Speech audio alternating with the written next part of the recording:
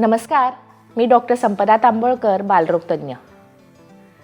मंडळी, आपल्याकडे एखादा गोजीरवाणा बाळ जन्माला येतं बरं का, आणि त्याचे थोडक्यात काय तर छान आनंद वातावरण असतं सगळीकडे. आणि मग आपल्याला थोड्या समस्या दिसायला लागतात. समस्या असतात का? त्या बरेच समस्या नसतातच. त्या ॲक्च्युली छोट्या गोष्टी असतात ज्या नैसर्गिक पण असू शकतात, प्रॉब्लेमवाल्या नसू शकतात, पण आपल्याला मात्र वाटतं की हे काहीतरी चुकतं आहे कुठेतरी. तर बघूया आपण आज कुठल्या समस्या असतील. तर सगळ्यात पहिली गोष्ट समस्या म्हणजे बरेचदा आपल्या बाळाच्या चेहऱ्यावर असे छोटे डास चावल्यासारखे पुरळ आपल्याला दिसू शकतं. मग अर्थातच लक्षात येतं की आपल्याला वाटतं की डास चावला असेल किंवा कुठली रॅश आली नाही ना. मग आपण डॉक्टरांकडे धाव घेतो की आपण काय आहे बाबा हे. तर घाबरू नका. ते ना पहिल्या एक साधारण 7-8 दिवस बाळाच्या चेहऱ्यावर असं बारीक डास चावल्यासारखा फोड येऊ शकतात. त्याला आम्ही ETN म्हणतो इंग्रजीमध्ये. नावात काही नाही तथ्य, पण ते आपसूक कमी होतं आणि त्याला काही औषध लावायची गरज नसते. बरेचदा काय होतं की त्याच अनुषंगाने पुढे जाऊन आपण काय होतं की बाळाला साधारण 6-7 दिवसानंतर आंघोळ घालायला सुरुवात करतो. आणि मग बरेचदा काय होतं की खूप उष्ण तेल लावून किंवा डाळीचं पीठ लावून कधी अंगावर रॅश येऊ शकते. उष्ण तेलात कुठले आले, कधी तिळाचं लावलं जातं, कधी ऑलिव्ह ऑइल लावलं जातं.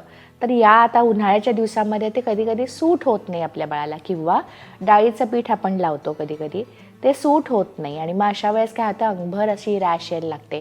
आणि अर्थातच आपण डॉक्टरांकडे धाव घेतो की हा प्रॉब्लेम आहे का मोठा. तर प्रॉब्लेम अजिबात नाही. साधं खोबरेल तेलावर शिफ्ट झालात किंवा बाळाला सूट होणारा साबण दिलात आणि एखादा क्रीम डॉक्टर तुम्हाला देतील की तो प्रॉब्लेम सॉल्व्ह होऊ शकतो. बरेचदा काय होतं की पहिल्या 3-4 दिवसानंतर बाळ रडताना किंवा त्याच्या डोळ्यातनं असं दूध पाजताना वगैरे आपल्याला जाणवतं की थोडे पाणावलेले डोळे असतात किंवा त्याच्यातनं घाण येत असते. मग तुम्ही म्हणाल की घाण येते डोळ्यातनं, हे तर मान्य आहे, मला कळते की हे कदाचित इन्फेक्शन असू शकतं. पण पाणावलेले डोळे देखील इन्फेक्शन असू शकेल? तर हो मैत्रिणींनो, पहिल्या महिनाभरात बाळाला टिअर ग्लँड्स म्हणजे जे आपले डोळ्याचं पाणी आहे ना, त्याचे प्रोड्यूस करणारे ग्लँड्सच नसतात. त्यामुळे पहिले 1 महिन्यामध्ये जर डोळ्यातनं पाणी येत असेल रडताना, तर ते इन्फेक्शनचं लक्षण आहे. आणि अर्थातच डोळ्यातनं घाण येत असेल तर इन्फेक्शन आहेच.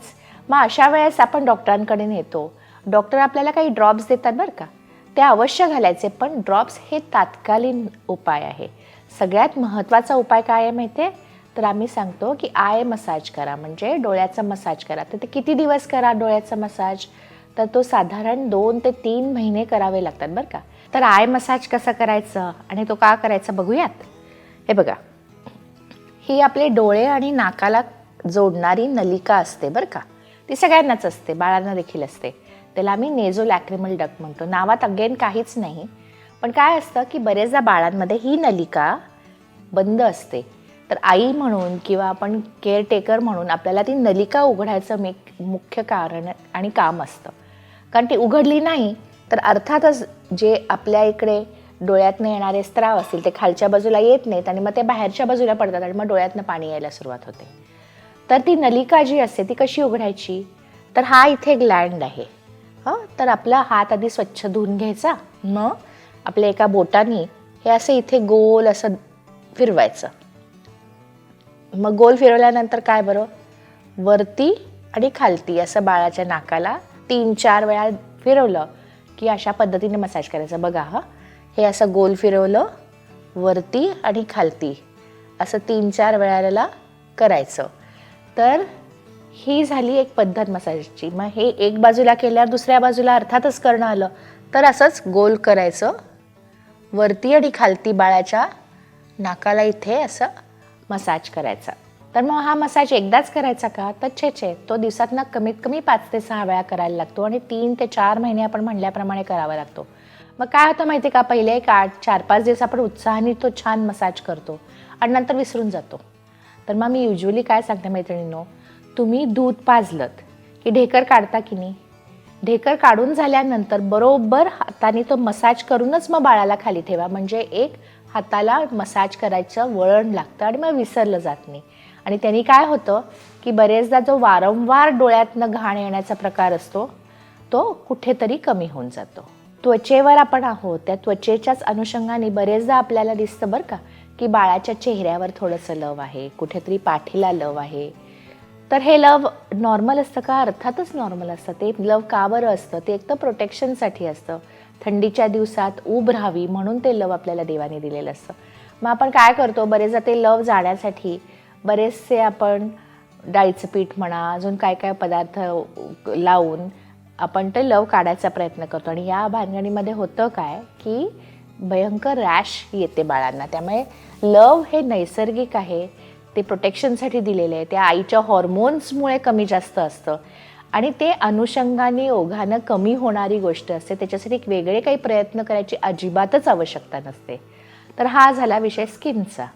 मग एक स्किनवर विशेष करून कधी कधी काय होतं, की आपल्याला एक असं तुळशीचं पान दिसतं किंवा एक अशी छोटीशी अशी रक्ताची गाठ दिसते, ज्याला आम्ही हिमॅन्जिओमा म्हणतो. आणि मग कधी कधी ती चेहऱ्यावर असते. मग असं वाटतं की अरे बापरे, मग ह्याला काही लागेल का, ह्याला लेझर लागेल का, ह्याला काही काय लागेल का, औषधं देऊया का? तर अजिबात करायची गरज नाही. आम्ही याला स्ट्रॉबेरी हिमॅन्जिओमा म्हणतो. आणि हे काय असतात, हे छोट्याशा रक्ताच्या गुठळ्या असतात, त्या जन्मतः असतात. त्या साधारण 3ऱ्या वर्षापर्यंत वाढू शकतात आणि 6व्या वर्षी आपसूक निघून जातात. त्याला काहीही करायची आवश्यकता नाही.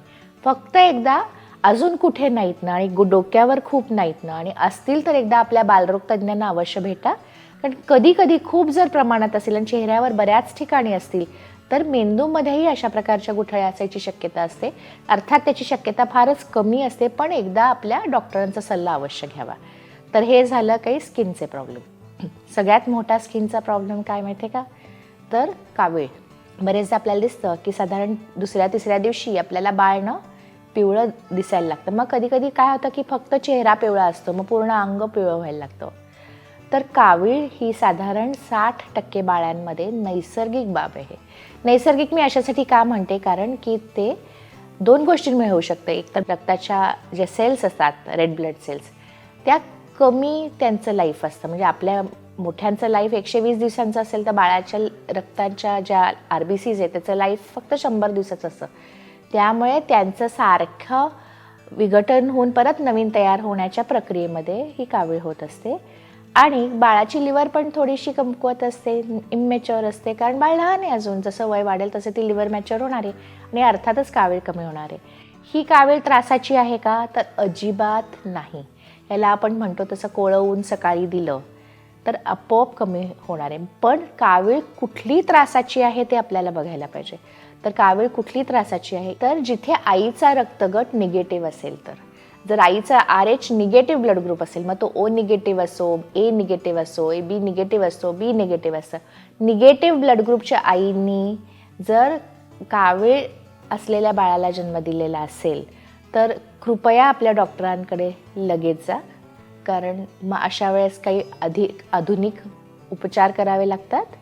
दुसरी महत्त्वाची गोष्ट म्हणजे कधी कधी आईचा रक्तगट जेव्हा O पॉझिटिव्ह असेल आणि बाळाचा A किंवा B किंवा AB असेल तर अशा वेळेस कावीळीचं प्रमाण जास्त असू शकतं.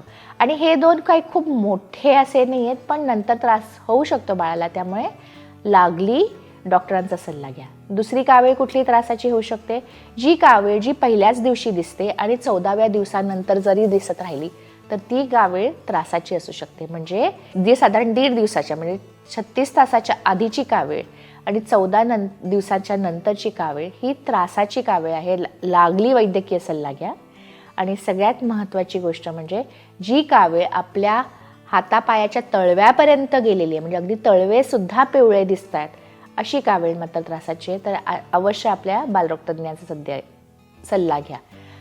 मधल्या आदल्या काविळीला फारसं काळजी करू नका, ती आपसूक ओघाने 2ऱ्या आठवड्यापर्यंत कमी होणार आहे. मैत्रिणींनो, हे आपल्या बाळ मोठं करताना आपल्याला रोज इतके काय काय छोटे छोटे प्रॉब्लेम्स नाही म्हणता येणार, काही आपल्याला अडचणी येऊ शकतात.